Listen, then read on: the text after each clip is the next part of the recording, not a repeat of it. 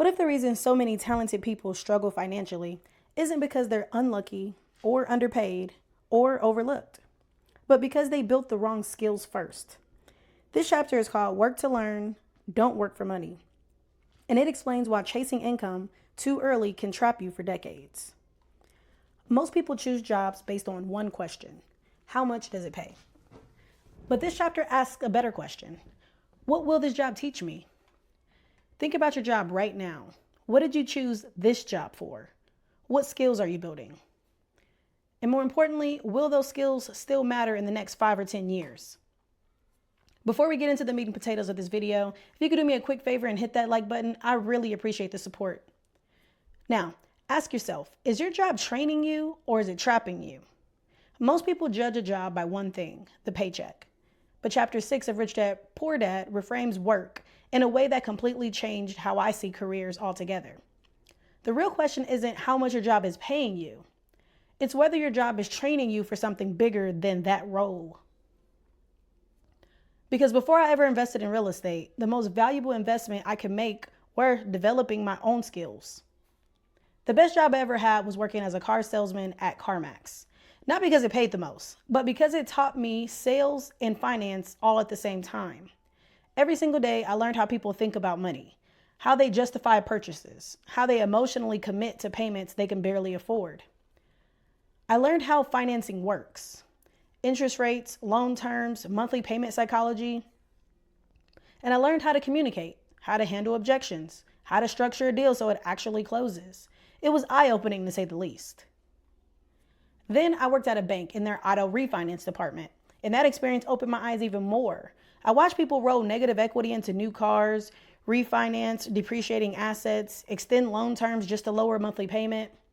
On paper, it looks like relief, but in reality, it locked them into deeper debt. These were common everyday people, but they were making poor financial decisions that kept them from making any financial progress.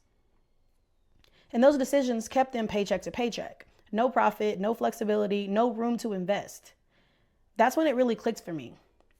Real estate isn't just about buying property. It's about understanding leverage, debt, cash flow, and opportunity costs. And I didn't learn those things from a book first. I learned them by watching real people make real decisions every day. Chapter 6 talks about working to learn, not working for money, and that idea becomes incredibly practical when you think about it this way. If you're not ready to invest yet, your job is your investment. But only if it's teaching you something transferable. Sales skills are transferable. Negotiation, transferable. Finance knowledge, transfers. Industry knowledge, transfers. Understanding bad decisions, also transfer. Dead-end jobs don't do any of that. A job that doesn't teach you anything costs you more than it pays you, because it traps your time without building any leverage. What you should be learning from your job is how money actually moves, how the company makes decisions that lead to profit, how deals get structured, what works and what absolutely doesn't work. Learn from your role, learn from your customers, learn from your coworkers, learn from your boss. Pay attention to patterns. Then take those skills and go find your opportunity. That's exactly how real estate started to make sense to me. Not because I woke up one day ready, but because I had been training without even realizing it. So the question isn't, do I like my job? The real question is my job preparing me for investing into my future? Or is it quietly keeping me stuck? That's what chapter 6 made me rethink.